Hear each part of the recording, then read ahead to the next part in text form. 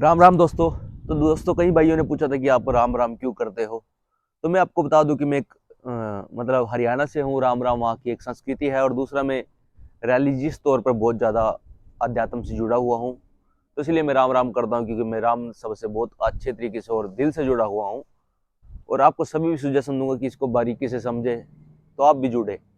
तो आज की वीडियो में मैं आपको बताऊंगा कि जो यहाँ पे है कि सबसे बड़ी प्रॉब्लम जब आते हैं, सबसे बड़ी प्रॉब्लम होती है किस चीज़ की होती है, वो मैं आपको बताने की कोशिश करूंगा। सबसे बड़ी जो प्रॉब्लम होती है यहाँ पे आकर, हवा ज़्यादा चल रही है तो आपको थोड़ी सी माइक में क्या पता फील हो रही हो। तो मैं आपको बताता हूँ कि सबसे बड़ी यहाँ पे अगर कोई प्रॉब्लम होती है तो यहाँ पर है जब हम आते हैं, क्योंकि मैं कैशियर हूँ, कैशियर के तौर पर सबसे बड़ी प्रॉब्लम यहाँ पे होती है कॉइन्स की। आपको अगर हमें डॉलर दिखाऊंगा, आपको डॉलर दिखाऊंगा, डॉलर कैसे होते हैं। तो आप जब यहाँ पे आओगे तो डॉलर्स को आराम से समझ जाओगे कि ये $100 है, ये $50 है, ये $20 है, ये $10 है, ये $5 है। और ये मतलब $1 है। आप इसको आराम से समझ जाओगे, क्योंकि ये इतनी बड़ी बात नहीं है, क्योंकि हम इंडिया में एक दो इन डॉलरों को आसानी से समझ लेते हैं। ठीक है।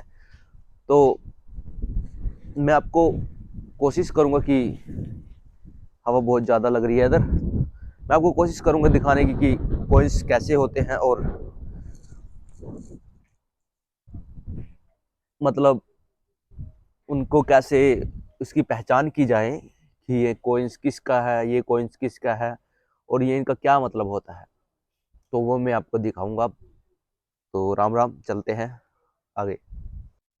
हाँ तो दोस्तों, मैं घर के अंदर आ गया हूँ। बाहर बहुत ठंड थी, हवा चल रही थी, बहुत ठंडी हवा थी। अंदर आके बहुत गर्माहट महसूस हो रही है, बल्कि हमने हीटर ऑफ किए हुए हैं, क्योंकि हमारा जो अपार्टमेंट है बिल्कुल बीच में है। ऊपर भी अपार्टमेंट है, साइड में भी अपार्टमेंट्स है, तो वे हीटर चला के रखते हैं, इसलिए हमारे बीच में है, तो ये ऑटोमेटिक ही गर्म रहता है। तो हम ले चलते हैं आपको कॉइन्स की तरफ। हाँ तो दोस्तों देखो, मैं आज आपके सामने ये कुछ डॉलर्स हैं और ये कुछ कॉइन्स हैं। तो मैं आपको सबसे पहले दिखाना चाहूंगा, देखिए जैसे कि $100 है। ये $100 है, और ये इंडिया के अकॉर्डिंग ये 8300 रुपये बनते हैं, यानी कि 8300 रुपये कुछ। तो ये आप आसानी से समझ लोगे इस नोट को, क्योंकि 100 लिखा हुआ है इस पर क्लियरली। अगर कोई $100 मांगेगा, $100 देने होंगे या $100 देगा, तो आप आसानी से समझ जाओगे $100 है। और ये $50 है, इसको भी आप आसानी से समझ जाओगे, क्योंकि पे 50 लिखा हुआ है, और एक $50 तो आप समझ जाओगे आप इंडियंस हो। और ये यूएसडी डॉलर है, ये यूएसए के डॉलर है, अमेरिका के। और ये $20 है, ये भी आप आसानी से समझ जाओगे $20 है। ये $20 का नोट है। और ये भी $10 है, ये भी आप आसानी से समझ जाओगे कि $10 का नोट है। और ये $1 है, $1 भी आप आसानी से समझ जाओगे क्योंकि एक लिखा हुआ है। तो यहाँ तक तो आपको कोई प्रॉब्लम नहीं है। तो जो प्रॉब्लम होती है एज ए कैशियर में, आपको थोड़ी सी प्रॉब्लम इन कॉइन्स में होती है। मैं आपको थोड़ा नजदीक से दिखाना चाहूंगा। हाँ, यहाँ पर हमारे पास एक एक हाँ हाँ, तो ये होते हैं। तो मैं आपको सबसे पहले बता दूं, ये जो पीले वाले होते हैं, जो पीतल के आपको लगता है जैसे पीतल के हो, आपको लगता होगा कि ये सबसे महंगे हैं, लेकिन ये सबसे सस्ते होते हैं। तो मैं आपको बता दूं कि $1 में 100 सेंट होते हैं। 100 सेंट, सेंट जैसे कि इंडियन रुपीज में ₹1 में 100 पैसे होते हैं, तो ऐसे इंडियन इसमें $1 में 100 सेंट होते हैं। तो 100 सेंट मिलके $1 बनता है। तो ये होते हैं सेंट, जो आपको दिखा रहा हूं मैं, इसको कहते हैं सेंट। तो ये यहाँ पे चलते हैं। इंडिया में पैसे बंद हो चुके हैं, इसलिए इंडिया में पैसे नहीं चलते, इसलिए हम इसको ज़्यादा उसके बारे में बारीकी से नहीं पता है।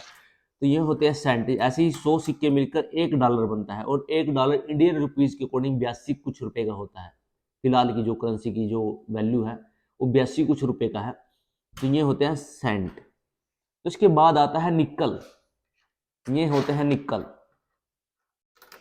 इस पे निकल पे में अगर आप देख सको तो मैं आपको दिखाने, वैसे दिखेगा नहीं क्योंकि बहुत बारीकी से गड़ा हुआ है।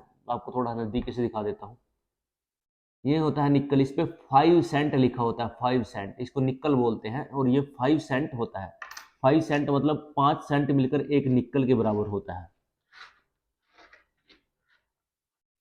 5 सेंट मिलकर 1 निकल के बराबर होता है। और ये होता है डाइम। दिखा देता हूँ, इस पे लिखा है 1 डाइम, अगर आपको दिख सकता है तो 1 डाइम। और 1 डाइम होता है, ये निकल से थोड़ा साइज में छोटा होता है, लेकिन डबल निकल के बराबर होता है। 2 निकल मिलकर 1 डाइम बनता है। 2 निकल मिलकर 1 डाइम बनता है।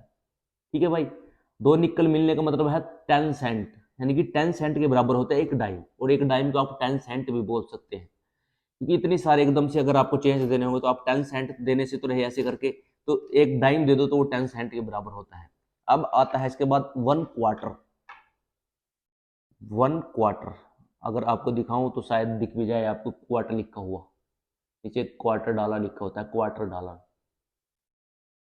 Quarter dollar. ठीक है, ये होता है क्वार्टर डॉलर। क्वार्टर डॉलर मतलब होता है 25 सेंट। क्वार्टर मतलब चौथा हिस्सा, 1 डॉलर का चौथा हिस्सा, ये होता है 25 सेंट के बराबर। अगर ऐसे 25 सेंट मिलकर एक एक क्वार्टर बनते हैं, कहने का मतलब यह अगर 2 निकल और 1 डाइम मिलकर 1 क्वार्टर के बराबर होते हैं, कहने का मतलब यह है, क्योंकि एक निकल होता है 5 सेंट का, दूसरा निकल मिल जाएगा 10 सेंट, नहीं नहीं सॉरी सॉरी, 25 सेंट के बराबर 1 क्वार्टर होता है। आप बस ये ध्यान रखना, अगर किसी को 25 सेंट चेंज में देने हो, क्योंकि मैं कैशियर हूँ, क्योंकि कुछ बंदे 1 डॉलर दे देते हैं, उसको हमने 25 सेंट देने होते हैं, तो हम सीधा 1 क्वार्टर दे सकते हैं। 1 मिनट जो मैं आपको एक और चीज दिखाता हूँ।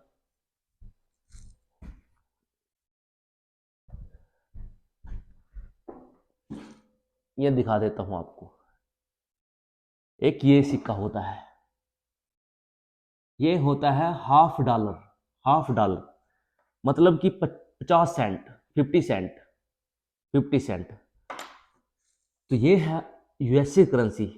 एक होता है सेंट, सेंट से मिलकर बनता है डॉलर, और 5 सेंट के बराबर होता है एक निकल। निकल में की मैंने आपको पहचान दिखा दी है, 5 सेंट के बराबर होता है एक निकल। और 10 सेंट के बराबर होता है एक डाइम। डाइम जो निकल से कार में छोटा होता है, लगता नहीं है कि निकल से महंगा होगा, लेकिन 10 सेंट के बराबर होता है डाइम। और 25 सेंट के बराबर होता है क्वार्टर। क्वार्टर लिखा होता है इनके ऊपर, क्वार्टर डाइम। निकल के ऊपर 5 सेंट लिखा होता है, क्वार्टर के ऊपर क्वार्टर डॉलर लिखा होता है, क्वार्टर मतलब चौथा हिस्सा।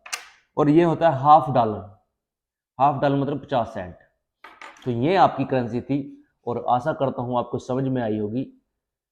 तो और भी जानकारी के लिए हमारे चैनल से जुड़े रहिए, सब्सक्राइब जरूर कर दीजिएगा। और जो भी भाई यूएस से आना चाहते हैं उनके को साथ शेयर जरूर कीजिए, क्योंकि सबसे पहले जब मैं यहाँ पर आया था तो मेरे लिए सबसे बड़ी प्रॉब्लम हुई थी जब मैं कैशियर लगा था, क्योंकि सबसे ज़्यादातर यहाँ पर काउंटर पे ही जॉब होती है जो मिलती है हमें, जो हम इंडियंस यहाँ पे आते हैं, हम लोकल कोई भी जॉब फाइंड करते हैं, फाइंड आउट करते हैं, तो हमें ज़्यादातर यही ऐसी जॉब मिलती है। तो इसलिए हमें ये नॉलेज होना बहुत जरूरी है। तो राम राम दोस्तों, मिलते हैं नेक्स्ट वीडियो में।